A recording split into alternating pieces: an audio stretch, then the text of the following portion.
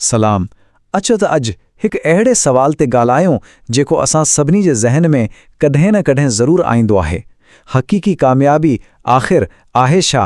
इन जो जवाबु ॻोल्हण लाइ असां मौलाना तारिक जमील जी हिकु तमामु गहरी बयान जो सहारो वठंदासीं। पोइ अचो त शुरू करियूं। ही सॼी ॻाल्हि शुरू थिए थी हिकु अहिड़े वाक़िए सां जेको सिधो दिलि खे छुई वञे थो। हिकु शख़्स खां पुछियो वञे थो, तुंहिंजो रब केरु आहे? ऐं हू जवाबु ॾिए थो, पैसो। ॾिसो, सिर्फ़ हिकु जुमिलो, पर उहो असांजे दौर जी सभ खां वॾी हक़ीक़त खे बयानु करे थो। दौलत जी पूजा ऐं रुहानी ईमान जी विच में छिकताण। ऐं सच पुछो त उहो ई त इहो बुनियादी नुक़्तो आहे जिन ते ही सॼो बयानु ठहियलु आहे। अच्छा, हाणे अचो त हिकु अहिड़े तज़ाद ते नज़र वछूं जेको ॾाढो सोचण ते मजबूर करे थो। दुनिया जा सभ खां अमीर तरीन मुल्क जिते पैसे जी का कमी नाहे, उते ई सभ खां वधीक ज़हनी ऐं रुहानी परेशानी छा आहे? मौलाना पंहिंजे तजुर्बे जी ॻाल्हि कनि था। हू चवनि था त मां 100 खां बि वधीक मुल्क घुमियो आहियां। उहे एते मूं छा ॾिठो? अमरीका खे ॾिसो, सुपर पावर, पर एते ई दुनिया जी सभ खां वॾी मंशियात जी मार्केट आहे। पोइ वरी स्विट्ज़रलैंड। लॻे थो ॼाण त ज़मीन ते जन्नत हुजे, को भुखियो नथो समे, पर एते ई रियासत पाण माण्हुनि खे मरण जी इजाज़त ॾेई थी। मतलब त ख़ुदकुशी कानूनी आहे? ही छा आहे? सवाल त उहो ई आहे त पोइ ही सॼी दौलत और तरक़ी सुकून छो नथी ॾेई सघे? पोइ सवाल इहो आहे त आख़िर मसइलो आहे किथे? बयान मुताबिक़ जवाबु बिल्कुलु सादो आहे। असां पंहिंजी ज़िंदगी जो बुनियादु ग़लति रखियो आहे। हिते हिकु तमामु ख़ूबसूरत मिसाल ॾिनो वियो आहे। सोचो, असांजी ज़िंदगी हिकु वॾे टावर वांगुरु आहे। हाणे जेकॾहिं उन जो बुनियादु ई कमज़ोर हुजे, सिर्फ़ असांजी पाण जी समझणे इल्म ते, त पोइ उहो टावर केतिरो बि बुलंद छो न हुजे, उहो हिकु ॾींहुं करे ई पवंदो। ऐं सभ खां क़ीमती टावर कहिड़ो आहे? उहो आहे इंसान पाण। अच्छा, हिन नुक़्ते खे सम्झण लाइ ॿ लफ़्ज़ ॾाढा अहम आहिनि: साने ऐं ख़ालिक़। साने मतिलबु ठाहिण वारो, पर उहो जेको आड़े मौजूद शयुनि मां कुझु ठाहे, जीअं वाॾो काठ मां कुर्सी ठाहे थो। पर ख़ालिक़ उहो आहे जेको कुझु बि न हुजण मां, यानी ज़ीरो मां का शइ पैदा करे। ऐं इहो बुनियादी फ़र्क़ु आहे। चङो, पोइ उन ख़ालिक़ जो सबूत किथे आहे? उन लाइ अचो त पंहिंजी नज़र मथी काइनात ॾांहुं खणूं। सिर्फ़ असांजे पंहिंजे सूरज जो मिसाल वठो। ही जेको असांखे रोज़ नज़र अचे थो, उन जे अंदरि हिकु सेकेंड में जेके धमाका थियनि था, उन्हनि में एतिरी ताक़त आहे जेतिरी 500 मिलियन एटम बॉम्बनि में हूंदी। 500 मिलियन? उहा ताक़त असांजी सोच खां बि ॿाहिरि आहे। पर हैरत जी ॻाल्हि हीअ आहे त उहा एॾे वॾे ताक़त बिल्कुलु बेलगाम नाहे। इन ते हिकु ज़बरदस्त कंट्रोल आहे। ज़रूरु सोचो त जेकॾहिं सूरज हर रोज़ पंहिंजे वक़्त खां सिर्फ़ हिकु सेकेंड अॻु या पोइ निकिरणु शुरू करे, त छा थींदो? कुझु ई महीने में सॼो निज़ाम ख़तमु थी वेंदो। ही एॾी प्रिसीजन, ही एॾी दुरुस्तगी, छा उहो पाण मारो थो थी सघे? ऐं ही सूरज त कुझु बि नाहे। ही त सिर्फ़ हिकु नुक़्तो आहे। असांजी पूरी काइनात, उहा केतिरी वॾी आहे? हैरत अंगेज़ ॻाल्हि हीअ आहे त साइंस असांखे ॿुधाई थी त असां पंहिंजी वॾे में वॾे टेलीस्कोप सां बि जेका काइनात ॾिसूं था, उहा कुल काइनात जो सिर्फ़ 3 सैकड़ो आहे। सिर्फ़ 3 सैकड़ो। बाक़ी 97 सैकड़ो, उहो त हिकु अहिड़ो राज़ आहे जिन बाबति असांखे का ख़बर ई नाहे। ऐं इहो जेको 3 सैकड़ो हिसो नज़र अचे थो, उन जी वसत जो अंदाज़ो लॻायो। जेकॾहिं रोशनी, जेका दुनिया जी तेज़ तरीन शइ आहे, उन जी हिकु कंड खां ॿी कंड ताईं सफ़र करे, त उनखे 90 अरब साल लॻी वेंदा। 90 अरब साल। इहे अहिड़ा अंग आहिनि जेके असांजो दिमाग़ सम्झी नथो सघे। चङो, हाणे ॿाहिरि जी काइनात खां हली अचो पंहिंजी अंदर जी काइनात ॾांहुं, यानी इंसानी जिस्म ॾांहुं। हिते बि के घटि मौजज़ा नाहिनि। सिर्फ़ असांजी अखि जो मिसाल वठूं। हर अख में 3 करोड़ यानी 13 मिलियन नंढड़ा लाइट सेंसर लॻल आहिनि। उन्हनि सभिनी मां 13 लख यानी 1.3 मिलियन बारीक तारो निकिरी दिमाग़ ताईं वजनि थियूं। ऐं इहे सभु तारूं किथां थियूं गुज़रनि? सिर्फ़ 0.4 मिलीमीटर जी जाइ मां, हिकु सुई जी नोक खां बि नंढी जाइ मां। ऐं सोचियो, जेकर उन्हनि लखनि तारनि मां सिर्फ़ हिकु बि ग़लति लॻी वञे हा, त असांखे सॼी दुनिया ई ऊंधी नज़र अची आ। ही कहिड़ी कारीगरी आहे? ऐं पोइ उहो ई ख़ालिक़ असांखे असांजी पंहिंजी पैदाइश यादि ॾियाराई थो, जेका क़ुरान में बयानु कयलु आहे। कीअं मां जी पेट जी उंधियाणे में पाणी जो हिकु बेजान कतरो पहिरीं हिकु रत जो दुगो बणी थो, पोइ अहूक चबाड़ियल गोश्त जी टुकड़ी झड़ो थी वञे थो, उनखां पोइ उनमें हॾा ठहनि था, पोइ उन्हनि हॾनि ते गोश्त चढ़ी थो, ऐं पोइ उछकतो उनमें जान अची वञे थी। हिकु मुकमल इंसान। ऐं हीअ ॻाल्हियूं सिर्फ़ किताबनि जो नाहिनि। फ्रांस जो हिकु तमामु वॾो डॉक्टर हो डॉक्टर मॉरिस बुकाई, जॾहिं क़ुरान में ॿार जी पैदाइश चाहिए मरहला पढ़िया ऐं उन्हनि जो मुक़ाबिलो पंहिंजी जदीद साइंसी तहक़ीक़ सां कयो त हू हैरान थी वियो। उनजो सिर्फ़ु हिकु सुवाल हो, ये सभु ॻाल्हियूं जेके असां अॼु अल्ट्रासाउंड ऐं माइक्रोस्कोप सां ॾिसी रहिया आहियूं, ये 1400 साल अॻु कंहिंखे कीअं ख़बर पियूं? आवी काणा सुवाल हो जिन्हनि जी ज़िंदगी बदिलाई छॾी ऐं हो मुसलमान थी वियो। पोइ ही सभु ॾिसण ऐं सम्झण खां पोइ अचो था वापसि पंहिंजे असल सवाल ते अचूं त पोइ हक़ीक़ी कामयाबी आहे छा? जेकॾहिं पैसो, ताक़त ऐं ऐश आराम कामयाबी नाहे त पोइ छा आहे? बयान इन जो बिल्कुलु साफ़ जवाब ॾिए थो। 3 शयूं। नंबर 1, दुनिया जो सभ खां वॾो इल्मु उहो आहे त पंहिंजे रब खे सुञाणिजे। नंबर 2, दुनिया जी सभ खां वॾी नौकरी उहा आहे त उन रब जे हुकुम ते हले। ऐं नंबर 3, दुनिया जी सभ खां वॾी कामयाबी उहा आहे त उन रब खे राज़ी कजे ऐं हिन दुनिया मां ईमान सां वञे। यादि आहे उहो टावर वारो मिसाल? उहो ई आहे उहो मज़बूत बुनियाद। जॾहिं ज़िंदगी जो बुनियाद पंहिंजे अक़ल बदिरान अल्लाह जी सुञाण ऐं उनजी फरमान बरदारी त रखिबो ते पोइ इहा ज़िंदगी जी इमारत कॾहिं बि न किरंदी, चाहे कहिड़ा बि तूफ़ान अचनि। आख़िर में बयान जो निचोड़ बिल्कुलु सादो आहे। पंहिंजे ख़ालिक खे छॾण जो मतिलबु आहे पंहिंजे हथनि सां पंहिंजे लाइ तबाही चूंडणु। हाणे फ़ैसिलो हर कंहिं खे पाण करणो आहे त कहिड़ो रस्तो चुंजे। सभिनी खे भलीकार। अॼु असां हिकु तमामु गहरे सवाल ते ॻाल्हि ॿोल कंदासीं। सवाल इहो आहे त हिकु कामयाब ज़िंदगी आख़िर आहे छा? इन लाइ असां वटि जेको ज़रियो आहे उहो मौलाना तारिक जमील जो हिकु बयानु आहे जेको जदीद दौर जी मादियत परस्ती जो मुक़ाबिलो ईमान वारी नुक़्ते नज़र सां करे थो। बिल्कुलु। ऐं अॼु असांजी कोशिश उहा हूंदी त इन बयान में ॾिनल दलीलनि खे समझूं। उहा हिकु दिलचस्प फ़िक्री यात्रा आहे जेका पैसे खां शुरू थी काइनात जी विसत ऐं पोइ इंसानी वजूद जी पेचीदगी मां थींदी ज़िंदगी जी माना ताईं पहुचे थी। ठीकु आहे, त पोइ शुरूआत करियूं था। ॻाल्हि शुरू थिए थी हिकु तमामु सिधो ऐं चुभंदड़ सवाल सां।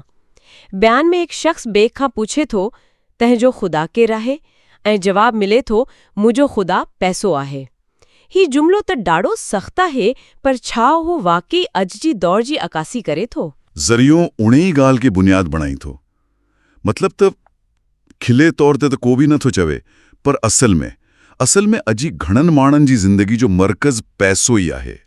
उन्हनि जा फ़ैसिला, रिश्ता, ख़ुशियूं सभु कुझु उन्हे जे चौधारी घुमे थो। सही। ऐं उन दलील खे मज़बूत करण लाइ ज़रियो तरक़ी याफ़्ता मुल्कनि जा मिसाल ॾेई थो। अच्छा, कहिड़ा मिसाल? हाँ, मिसाल तौर अमरीका जो ज़िक्र आहे। उहा दुनिया जी सभ खां वॾी इक़्तिसादी ऐं फ़ौजी ताक़त आहे। दौलत जी का कमी नाहे, पर बयान चवे थो त दुनिया में सभ खां वधीक नशो बि उते ई इस्तेमालु थिए थो। ज़रियो सवाल तो उथारे त जेकॾहिं कोई ज़हनी तौर पर सुकून आहे त उन्हे खे पाण खे विसारण लाइ नशे जी ज़रूरत छो पवंदी? यानी मादी कामयाबी ऐं ज़हनी सुकून बि अलॻि शयूं आहिनि। को ॿियो बि मिसाल आहे? ऐं उहो त अञा बि वधीक हैरान कंदड़ आहे। स्विट्ज़रलैंड जो मिसाल, दुनिया जे अमीर तरीन मुल्कनि मां हिकु। ख़ूबसूरत, पुरसुकून, अते गुर्बत तक़रीबन नाहे, पर अते एसिस्टेड सुसाइड यानी मदद सां ख़ुदकुशी करण कानूनी आहे। छा कानूनी तौर ते जाइज़? बिल्कुलु। और हिते ई ज़रियो हिकु तज़ाद पेश करे थो। हिकु तरफ़ दुनिया जी हर सहूलत मौजूद आहे ऐं ॿी तरफ़ रियासत जी इजाज़त सां ज़िंदगी ख़त्म करण जो इख्तियार। ज़रियो इन खे सुधो सुनियो रूहानी सुकून जी खोट सां गढ़ी थो त जॾहिं ज़िंदगी जो को वॾो मक़सदु नथो मिले त पोइ मादियूं शयूं बेमानी लॻनि थियूं। अच्छा, त ही त थियो मसलो मादियत परस्ती ऐं उन जा नतीजा, पर पोइ बहस हिकु बिल्कुलु ई बेतरफ़ हली वञे थो। बिल्कुलु 180 डिग्री जो मोड़ आहे। इंसान जी अंदरूनी दुनिया मां निकिरी उहो असांखे सिधो ॿाहिरीन काइनात जी वसतनि में वठी वञे थो। दलील उहो आहे त इन काइनात में जेका तरतीब ऐं पाबंदी आहे उहा इत्तिफ़ाक़ नथी थी सघे। ऐं उन लाइ को ख़ासि मिसाल ॾिनो वियो आहे। हाँ, सुज जो मिसाल। असां रोज़ ॾिसूं था सुज उभरे थो, लहे थो, आम ॻाल्हि आहे। पर बयान इन जी पोयां लकल दुरुस्तगी ॾांहुं ध्यानु छकाए थो। चयो त जेकॾहिं सुज पंहिंजे वक़्त खां सिर्फ़ 1 सेकेंड अॻु या पोइ निकिरे, सिर्फ़ 1 सेकेंड? हाँ, सिर्फ़ 1 सेकेंड, त इन 1 सेकेंड जे फ़र्क़ सां कुझु महीननि में असांजो 7.5 अरब मीलनि ते पकड़ियल पूरो शमसी निज़ाम तबाह थी वेंदो। अहो त हिकु ख़ौफ़नाक ख़्यालु आहे ऐं उनखे वधीक वाज़े करण लाइ कुझु अंग अकर बि ॾिना आया आहिनि। जीअं त सूरज ज़मीन खां 12 लख भेरा वॾो आहे। सही, ऐं उनजी रफ़्तार 9 लख किलोमीटर फ़ी कलाक आहे। पर ज़रियो इन्हनि अंगनि अकरनि सां साबित छा करणु चाहे थो? दलील इहो आहे त ही सभु कुझु पाण मरादो नथो थी सघे। ज़रियो ॿुधाए थो त सूरज में हर सेकंड हिकु धमाको थिए थो, ऐं उन हिकु सेकंड जे धमाके जी तवानाई 50 करोड़ एटम बम जे बराबरि आहे। 50 करोड़ हर सेकंड में? बिल्कुलु। त पोइ सवाल इहो आहे त हिकु अहिड़ो निज़ाम जो करोड़ियनि सालनि खां बग़ैर कंहिं फ्यूल जे, कंहिं ड्राइवर जे एतिरी पाबंदी सां कीअं हले रहियो आहे? ज़रियो इन्हनि सवालनि सां हिकु अज़ीम ताक़त जे वजूद ते सोचण लाइ मजबूर करे थो। ऐं पोइ ॻाल्हि अञा बि अॻिती वधे थी त ही सूरज, ही ज़मीन, ही साॼो निज़ाम, उहो काइनात जो सिर्फ़ 3 सैकड़ो आहे। हा, ऐं उहो ई नुक़्तो आहे जेको हैरान करे थो। बाक़ी 97 सैकड़ो त डार्क मैटर ऐं डार्क एनर्जी आहे, जंहिंजी असांखे ख़बर ई नाहे। ऐं हुन नज़र ऐंदड़ 3 सैकड़ो काइनात खे पार करण में भी रोशनी खे 90 अरब साल लॻे सघनि था। 90 अरब साल रोशनी खे आहा वुसत त सोच खां बि ॿाहिरि आहे। ऐं इहो ई त मक़सदु आहे, इंसान खे पंहिंजे निंढड़ाई जो अहसासु ॾियारणु। अच्छा, त ही त ॻाल्हि थी काइनात जी, पर पोइ ज़रियो हिकु तमामु दिलचस्प कमु करे थो। उहो असांखे काइनात जी वॾाई मां कढी सिधो असांजे पंहिंजे वजूद में वठी अचे थो। बिल्कुलु, मैक्रोकॉज़म खां माइक्रोकॉज़म ॾाणे। दलील इहो आहे त जेकॾहिं ख़ुदा जूं निशानियूं ॿाहिरि नज़र नथियूं अचनि, त पोइ पंहिंजे अंदरि ॾिसो। ॻाल्हि थिए थी त इंसान जी तख़लीक़ हिकु अहिड़ी शइ मां थी जेका नज़र बि नथी अचे, 1 मिलीमीटर जे सोणे हिसे जेतिरी शइ, यानी नुतफ़े मां। हाँ, ऐं उन सिलसिले में हिकु फ्रेंच साइंसदान मोरिस बुकाई जो भी ज़िक्र आहे, सही है? हाँ, ज़रियो ॿुधायो थो त मोरिस बुकाई, जेको एक सर्जन हो, उहो क़ुरान में इंसानी पैदाइश जा मरहला पढ़ी हैरान थी वियो। क़ुरान में उन्हनि मरहलनि खे नुतफ़ा, पोइ अलका यानी रत जो दुग, ऐं पोइ मुज़गा यानी गोश्त जो लोलो अहिड़नि लफ़्ज़नि सां बयानु कयो वियो आहे। ऐं उन में हैरत जी ॻाल्हि छा हुई? हैरत जी ॻाल्हि इहा हुई त इहे वज़ाहतूं जदीद साइंस सां बिल्कुलु मिलनि थियूं। हुन सोचियो त 1400 साल अॻु हिकु रेगिस्तान में इहे ॻाल्हियूं कंहिंखे कीअं मालूम थी सघनि थियूं। इन लाइ उहो ई सबूत काफ़ी हो। ऐं पोइ इंसानी अखि जो मिसाल, उहो त वाक़ई हैरान करंदड़ आहे। 7 अरब इंसान, 14 अरब अखियूं, ऐं हर अखि जो रंग मुख़्तलिफ़। हाँ, पर ॻाल्हि सिर्फ़ रंग जी नाहे। असल हैरत त उनजे अंदरूनी बनावट में आहे। ज़रियो ॿुधायो था त हिकु अख में 13 करोड़ रिसेप्टर हूंदा आहिनि। 1 मिनट, 13 करोड़ 130 मिलियन, उहो त कंहिं बि हाई रेज़ोल्यूशन कैमरा खां वधीक आहे। बिल्कुलु, ऐं पोइ उन्हनि सभिनी 13 करोड़ रिसेप्टर्स मां मालूमात दिमाग़ ताईं पहुचाइण लाइ 13 लख तारूं आहिनि, यानी ऑप्टिक नर्व। 13 लख तारूं। ऐं सभ खां हैरान अंगेज़ ॻाल्हि इहा आहे त इहे सभु तारूं अख जे पुइहां सिर्फ़ 0.4 मिलीमीटर जी हिकु नंढड़ी सोराख़ मां गुज़रनि थियूं। ऐं पाण में टकराइजियनि बि न थियूं। बिल्कुलु, जेकॾहिं हिकु तार ॿिए सां टकराइजे त असांखे हर शइ डबल नज़र ईंदी। त पोइ बयान में सवाल इहो ई उथारियो वियो आहे त ही सभ जी इंजीनियरिंग ही केरु पियो करे? अहो ई बुनियादी सवाल आहे। ज़रियो चवे थो त ही पाण मरादो नथो थी सघे। उन्हे जे पयां हिकु डिज़ाइनर, हिकु ख़ालिक जो हथ आहे। चिंगो, त ही सभु कुझु ॿुधण खां पोइ, काइनात जी वसत ऐं इंसानी तख़लीक़ जी पेचीदगी खां पोइ, आख़िर ॻाल्हि अची किथे थी बीहे? नतीजो छा आहे? हन सॼे बहस खां पोइ ज़रियो वापसि ज़िंदगी जे बुनियादी सवाल ते अची थो। उन्हे में इंसान खे हिकु बुलंद टावर सां तशबीह ॾिनी वई आहे। जंहिंखे टावर जो बुनियाद कमज़ोर हुजे त उहो किरी पवंदो। तीअं ई इंसान जी ज़िंदगी आहे। त पोइ इंसान जी ज़िंदगी जो बुनियाद छा हुजणु घुर्जे? ज़रियो चवे थो त जेकॾहिं ज़िंदगी जो बुनियाद सिर्फ़ पंहिंजे इल्म ऐं अक़ल ते हूंदो त उहा ज़िंदगी नापाइदार आहे। छो त इंसान जो इल्म महदूद आहे। उनजी इब्तरड़ हिकु मज़बूत बुनियाद उहा ज़िंदगी आहे जेका ख़ुदा जे इल्म यानी वही ते बुधल हुजे। ऐं उन मज़बूत बुनियाद जी वज़ाहत कीअं कई वई आहे? कामयाब ज़िंदगी जा उसूल छा आहिनि? बयान मूजिब उन बुनियाद ते बुधल ज़िंदगी जो 3 वॾियूं शयूं आहिनि। पहिरीं आहे काइनात जो सभ खां वॾो इल्मु। ऐं वो छा आहे? उहो आहे ख़ुदा खे ॼाणण ऐं सुञाणण। ज़रियो चवे थो त दुनिया जो को बि इल्मु उन जी बराबरि नाहे। सही। ऐं ॿी शइ? ॿी आहे काइनात जी सभ खां वॾी नौकरी। इहा कंहिं कंपनी जे CEO जी नौकरी नाहे, पर ख़ुदा जी ॻाल्हि मञणु आहे, उन जे हुक्मनि ते हलणु। ऐं आख़िर में टियों नुक़्तो? टियों ऐं आख़िरी नुक़्तो आहे काइनात जी सभ खां वॾी कामयाबी।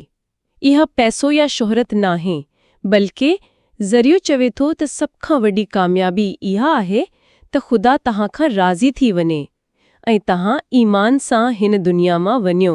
त पोइ अॼु जी हिन बहस जो ख़ुलासो इहो आहे त असीं हिकु अहिड़े बयान जो जाइज़ो वरितो जेको जदीद दौर जी पैसे जी पूजा वारी सोच खे चैलेंज करे थो।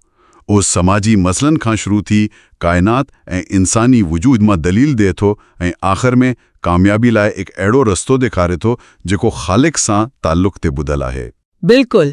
ऐं हिन सॼे गुफ़्तगू खां पोइ हिकु सवाल ज़हन में अची थो जंहिं ते असांजा ॿुधंदड़ सोची सघनि था। हे बयान दलील ॾिए थो त काइनात ऐं हयातियात में ख़ालिक जो निशानियूं आहिनि। सवाल इहो आहे त अॼु जी जदीद मालूमात सां भरियल दुनिया में माण्हू पंहिंजी ज़िंदगी खे बामानी बनाइण लाइ कहिड़े क़िस्म जा सबूत ॻोल्हनि था ऐं इहे सबूत कंहिं किथां मिलनि था? साइंस मां, फ़लसफ़े मां, मज़हब मां या ज़ाती तजुर्बनि मां? अॼु असां वटि जेको मवादु आयो आहे उहो जदीद दौर में कामयाबी ऐं सुकून जी ॻोल्हा बाबति आहे। इन जो जवाबु काइनात ऐं इंसान जी तख़लीक़ में अल्लाह जे निशानियुनि में ॻोल्हे वियो आहे। हा, ऐं इन में ख़्याल तमामु गहरा आहिनि, पर अचो त इन ते ॻाल्हायूं त इनखे ॿुधंदड़नि लाइ वधीक असराइतो कीअं बणाए सघिजे थो। बिल्कुलु। सभ खां पहिरीं ॻाल्हि जेका मूंखे महसूस थी उहा हुई उनजी तरतीब। हा, मूंखे बि उहो ई लॻो। ख़्याल तमामु ताक़तवर आहिनि, पर उहे हिक ॿिए सां गढ़ियल नथा लॻनि। ऐं जीअं मोती त तमामु क़ीमती आहिनि, पर धागो कमज़ोर आहे। सही मिसाल ॾिनो तव्हां।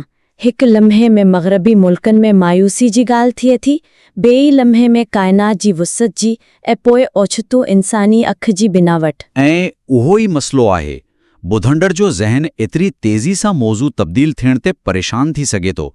ख़ासि तौर ते पैसो मुंहिंजो ख़ुदा आहे वारी क्लिप खां पोइ सिधो सुणो काइनात जी तख़लीक़।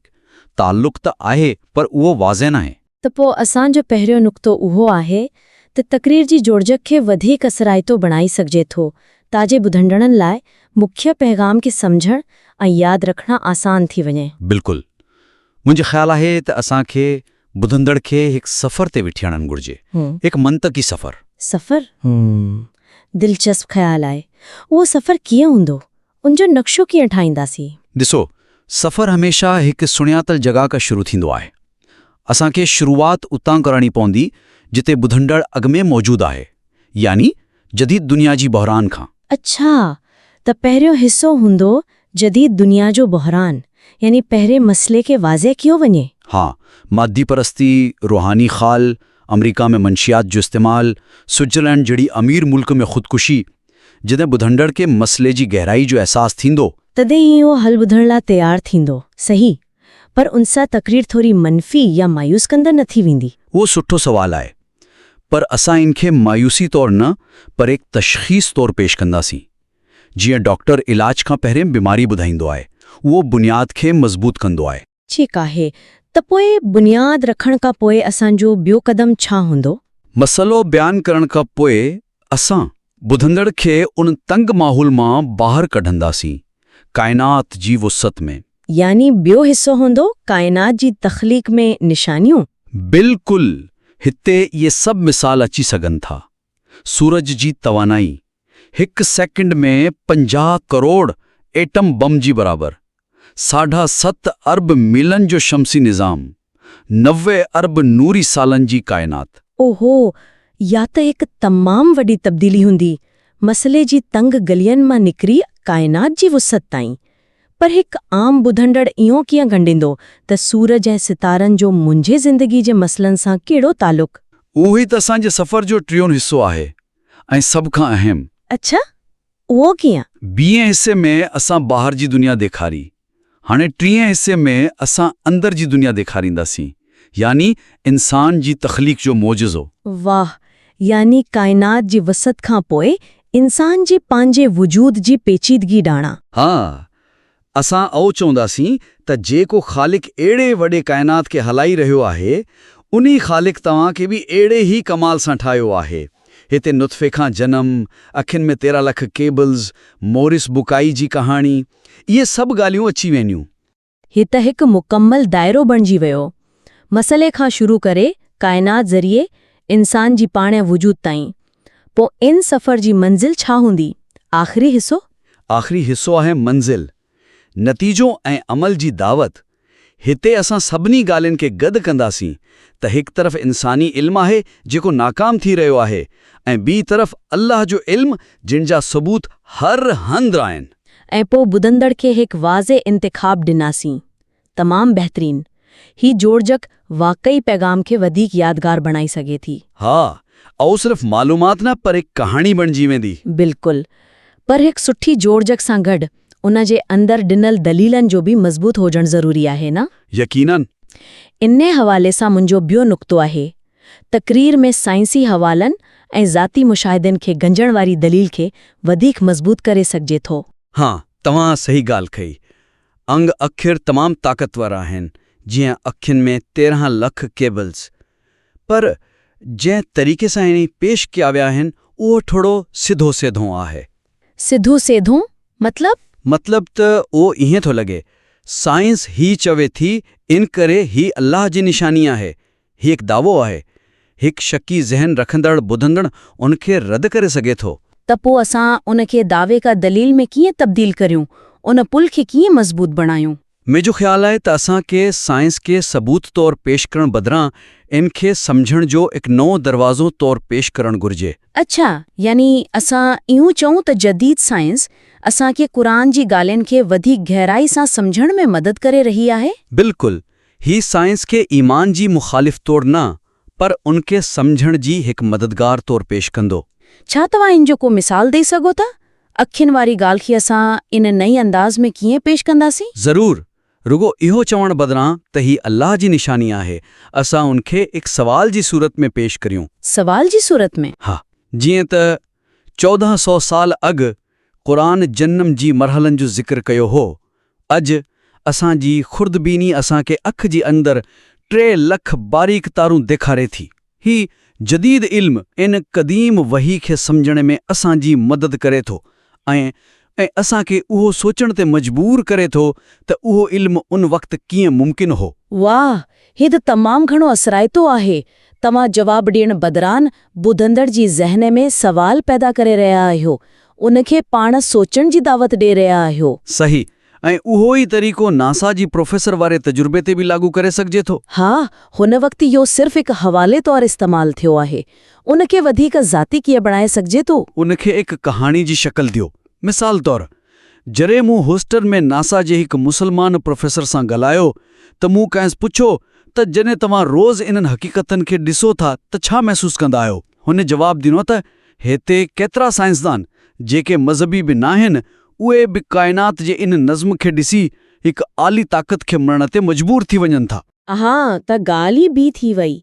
ही सिर्फ़ हिकु हक़ीक़त नाहे, पर हिकु ज़ाती अहसास आहे। उहो ॿुधंदड़ ते वधीक असर छॾींदो। बिल्कुलु, इन मां हू वाज़े थींदो त ईमान ऐं साइंस हिकु ई हक़ीक़त खे ॾिसण जा ॿ मुख़्तलिफ़ दरीचा आहिनि। तमामु बहितरीन।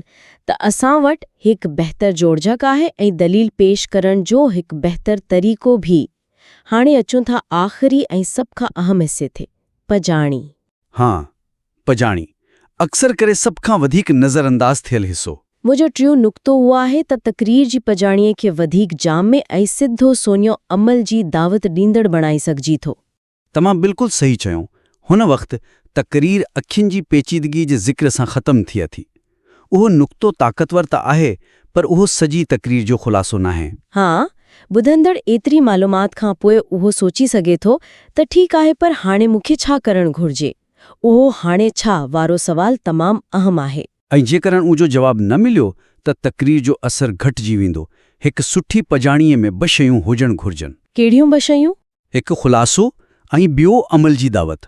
पहिरीं, ॿुधंदड़ खे यादि ॾियारियो त असां कथा शुरू कयो हो मादी प्रस्ती जी नाकामी खां ऐं कहिड़ा सबूत ॾिठा। अच्छा, यानी सुजे सफ़र खे मुख़्तसर तौर वरजाइण और पोइ अमल जे दावत, उहा केतिरी सुधी हुजण घुर्जे? उहा तमामु सादी, ज़ाती ऐं अमली हुजण घुर्जे। का वॾी तब्दीली आणण लाइ न चइजे, सिर्फ़ हिकु नंढड़ी सोच खे तब्दील करण जी दावत। छा तव्हां अहिड़े पुॼाणी जो एक मिसाल ॾेई सघो था? ज़रूरु, पुॼाणी कुझु हिन तरह थी सघे थी। असां ॾिठो आहे त पैसे जी पोजा सुकून नथी ॾिए। असां काइनात ऐं पंहिंजे वजूद में हिकु अज़ीम ख़ालिक जूं निशानियूं ॾिठियूं आहिनि। त पोइ अॼु जो सवाल उहो नाहे त छा अल्लाह मौजूदु आहे, पर उहो आहे त असां उनजे इल्म खे पंहिंजी ज़िंदगी जो बुनियादु कीअं बणाईंदासीं। मां तव्हांखे सिर्फ़ हिकु कमु करण लाइ चवां थो, ईंदड़ 24 कलाकनि में जॾहिं बि को फ़ैसिलो करियो, हिकु लम्हे लाइ रोकी ऐं सोचो त मुंहिंजो इल्म छा थो चवे ऐं अल्लाह जो इल्म छा थो चवे। उहो ई हक़ीक़ी कामयाबी जे सफ़र जो पहिरियों क़दम आहे। यह हिकु तमामु ताक़तवर पुॼाणी आहे। उहा सुधी तक़रीर खे सहेड़े थी और ॿुधंदड़ खे हिकु तमामु सादो ऐं अमली क़दम भी ॾेई थी। हा, उन सां पयाम सिर्फ़ ज़हन ताईं न, पर ज़िंदगी ताईं पहुचंदो। त पोइ अचो त अॼु जी बहस जो ख़ुलासो करियूं। असां जूं 3 मुख्य तजवीज़ूं आहिनि। पहिरीं, तक़रीर खे हिकु मंतकी सफ़र जी शक्ल ॾियो, मसइले खां शुरू करे हल ताईं। बिल्कुलु। ॿियो, साइंसी हक़ीक़तनि खे हिकु अहिड़ी दरी तौर पेश करियो जेका असांखे ईमान खे वधीक गहराई सां सम्झण में मदद करे। सवाल पैदा करियो, न रुगो जवाब ॾियो। ऐं टियों, तक़रीर खे हिकु जामे ख़ुलासे ऐं हिकु सादी, ज़ाती ऐं अमली दावत सां ख़तमु करियो त जीअं तव्हांजो पैगाम ॿुधंदड़ जी ज़िंदगी में शामिल थी सघे। असांखे उमेद आहे त ही तजवीज़ूं तव्हांजे हिन बहितरीन कम खे वधीक असराइतू बणाइण में मददगार साबित थींदियूं। जेकर तव्हां इन्हनि तब्दीलियुनि खे लागू करण खां पोइ ही मवाद ॿीहर असां ॾांहुं मोकिलणु चाहियो त असांखे इंजो ॿीहर जाइज़ो वठण में ॾाढी ख़ुशी थींदी। दी डिबेट में भलीकार। अॼु असां अहम उन ॻाल्हि ते गौर कंदासीं त छा साइंसी ॼाण ऐं मादी तरक़ी, छा इहे वाक़ई इंसान खे हक़ीक़ी सुकून ऐं कामयाबी ॾेई सघनि थियूं? ही बहस मौलाना तारिक जमील जे बयाननि मां निकितल मवाद ते ॿुधरल आहे। हा, ऐं असांजो मरकज़ी सवाल चइजे त ही आहे त छा काइनात जी साइंसी समझ ऐं मादी ख़ुशहाली, छा इहे ज़िंदगी जे बुनियाद लाइ काफ़ी आहिनि, या हक़ीक़ी कामयाबी जो दारोमदार कहिड़े अहला ताक़त मतलब त ख़ुदा जे इल्म ऐं उनजी मंझता ते आहे? मुंहिंजो मौक़िफ़ उहो आहे त साइंसी दरियाफ़्तुनि असल में ख़ुदा जे वजूद ऐं उनजी लामहदूद इल्म जी साबिती ॾियनि थियूं। जॾहिं असां काइनात जी पेचीदगियुनि खे ऐं इंसानी तख़लीक़ जे अजाइबनि खे ॾिसूं था त असांखे हिकु अज़ीम डिज़ाइनर नज़र अचे थो। मुंहिंजे ख़्याल में हक़ीक़ी सुकून ऐं कामयाबी सिर्फ़ उनखे मञण में ई आहे। ऐं मां इन खे थोरो मुख़्तलिफ़ निगाह सां ॾिसां थो। जॾहिं त काइनात बिलाशुबा हैरत अंगेज़ आहे, पर साइंसी वज़ाहतनि खे मज़हबी अक़ीदे सां गढ़णु हिकु फ़लसफ़ियाती चोंट आहे। उहो कोई मंतिकी नतीजो नाहे, ऐं उहो चवणु त मादी तौर ते तरक़ी याफ़्ता समाजनि में ख़ुशी जी खोट सिर्फ़ ख़ुदा खां दूरी जे करे आहे, इहा हिकु तमामु सादी ॻाल्हि लॻे थी जेका ॿिनि पेचीदा समाजी ऐं नफ़्सियाती सबबनि खे नज़रअंदाज़ करे थी। चङो, अचो त मुंहिंजी पहिरीं नुक़्ते खां शुरू करियूं। ॾिसो, जॾहिं असां काइनात खे ॾिसूं था त उहो कंहिं इत्तेफ़ाक़ जो नतीजो नथो लॻे। साइंसदान असांखे ॿुधाइनि था त काइनात जा बुनियादी क़ानून जीअं कशिश शकल जी ताक़त या एटम जे अंदरि क़ुव्वतूं, इहे हिकु तमामु नाज़ुक तवाज़ुन ते क़ाइमु आहिनि। जेकॾहिं इहे ज़र्रो बे मुख़्तलिफ़ हुजनि हा त सितारा, सियारा ऐं ज़िंदगी उहो कुझु बि वजूद में अची ई न सघे हा। मवाद में सिज जो मिसाल ॾिनो वियो आहे जेको ज़मीन खां 12 लख भेरा वॾो आहे ऐं करोड़ियों सालनि खां हिकु मुक़ररु निज़ाम तहत हली रहियो आहे। त पोइ ही फाइन ट्यूनिंग हिकु इत्तेफ़ाक़ आहे या हिकु डिज़ाइनर जी निशानी? मां सम्झां थी त इहो हिकु वाज़े इशारो आहे त को आहे जेको ही सभु हलाए रहियो आहे। हाँ, मां इन ॻाल्हि सां मुतफ़िक़ आहियां त काइनात में हिकु नाक़ाबिल यकीन हद ताईं नज़म ऐं तवाज़ुन आहे। फिज़िक्स जा क़ानून वाक़ई बि हैरान कुंदार आहिनि, पर तव्हां इन खे फाइन ट्यूनिंग ज़रिए सिधो सिंडियो हिकु डिज़ाइनर सां ॻंढी रहिया आहियो। साइंस इन खे थोरो ॿिए तरीक़े सां ॾिसे थी। साइंस कीअं जो जवाब ॾे थी इहो ॿुधाई थी त कशिश सकल कीअं कमु करे थी, सितारा कीअं ठहंदा आहिनि, पर इहो केरु या छो जो जवाब नथी ॾिए। इहो चवणु त उहो तव्हांजो रब हलाए रहियो आहे, जीअं मवाद में नासा जी प्रोफेसर जो हवालो ॾे चयो आहे, उहा हिकु ईमानी तशरीह आहे, को साइंसी नतीजो नाहे। केतिराई साइंसदान इन ई तवाज़ुन खे ॾिसी इहो नतीजो कढनि था त शायदि केतिरियूं ई काइनातुनि मौजूदु आहिनि ऐं असां सिर्फ़ उन हिक में आहियूं जिते ज़िंदगी मुमकिन थी सघे। पर उहो मल्टीवर्स जो नज़रियो बि त हिकु फ़लसफ़ियाती ख़्याल ई आहे। उनजो को सबूत त नाहे, जॾहिं त असांजे साम्हूं जेका काइनात आहे उनजो निज़ामो ज़ब्त हिकु हक़ीक़त आहे। तव्हां कंहिं ऐं केर खे अलॻि करे रहिया आहियो, पर मां सम्झां थी त कंहिंजी पेचीदगी ई केर जे वजूद ॾांहुं सभ खां वॾो इशारो आहे। अचो त काइनात खां हटी करे ख़ुदि इंसान ते नज़र वझूं। इंसानी तख़लीक़ जो अमल किने मौजज़े खां घटि न आहे। मौजज़ो उहो हिकु तमामु वॾो लफ़्ज़ आहे। छा तव्हां हिन खे थोरो वधीक वाज़े कंदियूं? बिल्कुलु। मवाद में बतायो वियो आहे त कीअं इंसान जी तख़लीक़ हिकु मिलीमीटर जी नुतफ़े खां थिए थी। लखनि स्पर्म मां सिर्फ़ हिकु जेको सही जिन्याती कोड रखे थो, उहो 2 खां 6 कलाकनि जे सफ़र खां पोइ माउ जे पेट जी 3 उंदाहियुनि में अंडे सां मिले थो। साइंसदान चवनि था त जेकॾहिं इहो अमल लैब में कयो वञे त 10 साल लॻी सघनि था। इन खां बि वधीक हैरत अंगेज़ ॻाल्हि इहा आहे त फ्रांसीसी साइंसदान मोरिस बुकाई जे मवाद में ज़िक्र आहे, हुन जॾहिं क़ुरान में जनीन जे मरहलनि मतिलब त नुतफ़ा, अलका, मुदगा उन्हनि बाबति पढ़ियो त हू हैरान थी वियो। इहा ई मरहला आहिनि जेके जदीद साइंस अॼु अल्ट्रासाउंड ज़रिए ॾिसी रही आहे। 1400 साल अॻु कंहिंखे इहो इल्मु किथां आयो? छा उहो खुदाई इल्म जो सबूत नाहे?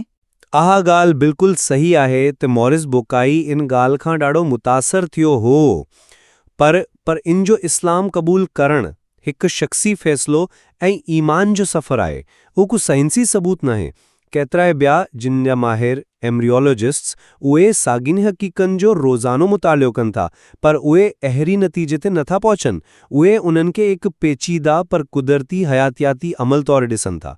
इल्म जी खोट मतिलबु 1400 साल अॻु जी माण्हुनि वटि उहो इल्मु न हो।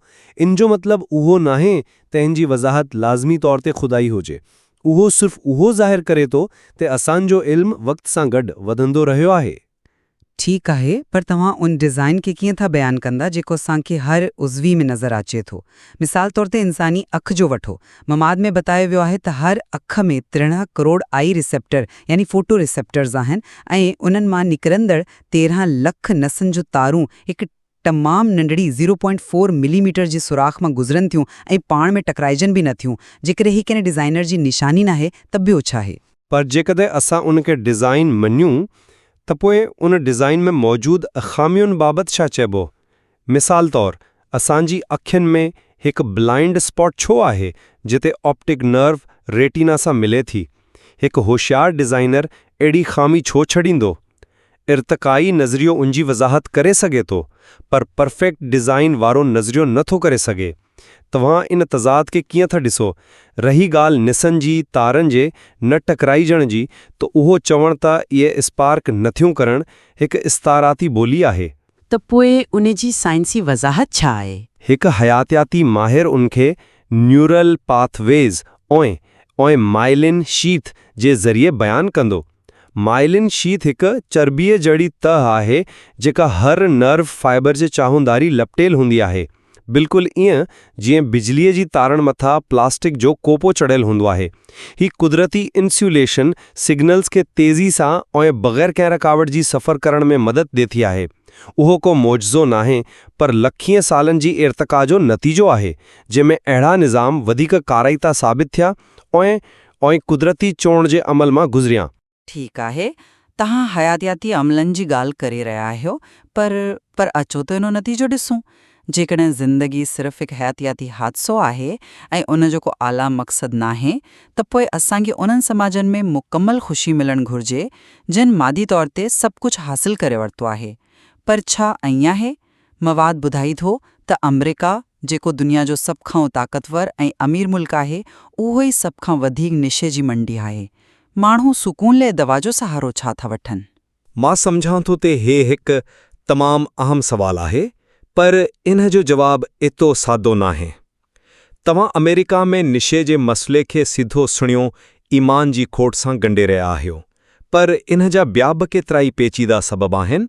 मिसाल तौरु समाजी अकेलाई, इक़्तिसादी अणबराबरी, ज़हनी सिहत जे ख़िदमतनि ताईं पहुच जी खोट ऐं जदीद ज़िंदगी जो दबाउ। उन्हनि सभिनी अंसरनि खे नज़रअंदाज़ करे सिर्फ़ हिकु ई सबब ते ज़ोर ॾियणु मसइले खे तमामु घणो सादो बणाइण जे बराबरि आहे। छा मज़हबी समाजनि में दुख, तकलीफ़ूं या नाउमेदी मौजूदु नाहे? यकीनन आहे। पर तव्हां इन ॻाल्हि खे नज़रअंदाज़ नथा करे सघो त जॾहिं ज़िंदगी जो बुनियादु सिर्फ़ माती शयुनि ते हूंदो त हिकु ख़ालीपणो पैदा थींदो। मवाद में स्विट्ज़रलैंड जो मिसाल ॾिनो वियो आहे, जिते को बि ग़रीब नाहे, ज़िंदगी जो म्यार दुनिया में सभ खां बहितरीन आहे, पर अते ख़ुदकुशी क़ानूनी तौरु जाइज़ आहे। जेकॾहिं माण्हुनि वटि सभु कुझु आहे त उहे मौत खे छो ॾींदा? उहा रूहानी ख़ालीपणी जो सबूत नाहे त ॿियो छा आहे? जॾहिं इंसान जो ख़ुदा सां ताल्लुक़ टुटी वञे थो, तॾहिं हू पंहिंजी ज़िंदगी जो मक़सदु वञाए वञे थो, चाहे उन वटि दुनिया जी समूरी दौलत छो न हुजे। पर माफ़ कजो, मुंहिंजे ख़्याल में तव्हां स्विट्ज़रलैंड जे क़ानून जी थोरी ग़लति तशरीह करे रहिया आहियो। उते मदद सां ख़ुदकुशी माने एसिस्टेड सुसाइड जो क़ानून ख़ासि तौर ते उन्हनि माण्हुनि लाइ आहे जेके लाइलाज बीमारियुनि में मुब्तला आहिनि ऐं नाक़ाबिले बर्दाश्त दर्द में ज़िंदगी गुज़ारी रहिया आहिनि। उनके एक रहमदिली जो अमल बि समझी सघिजी थो। उनखे सिर्फ़ समाजी नाउमीदी जी निशानी तौरु पेश करण मामले जी पेचीदगी खे नज़रअंदाज़ करणु आहे। उहो एक तमामु पेचीदा अख़लाक़ी मसइलो आहे। उहो चवण त सॼो समाज नाउमीद आहे, सही नाहे। मवाद में चयो वियो आहे त इंसान हिकु टावर वांगुरु आहे। जेकॾहिं उनजो बुनियादु ख़ुदा जे इल्म ते न हूंदो त उनजी ज़िंदगी ग़ैर मुस्तहकम ऐं उंधाई हूंदी। अॼुकल्ह पैसो ऐं कामयाबी इन माण्हुनि जो ख़ुदा बणिजी विया आहिनि ऐं उनजो नतीजो असांजे साम्हूं आहे।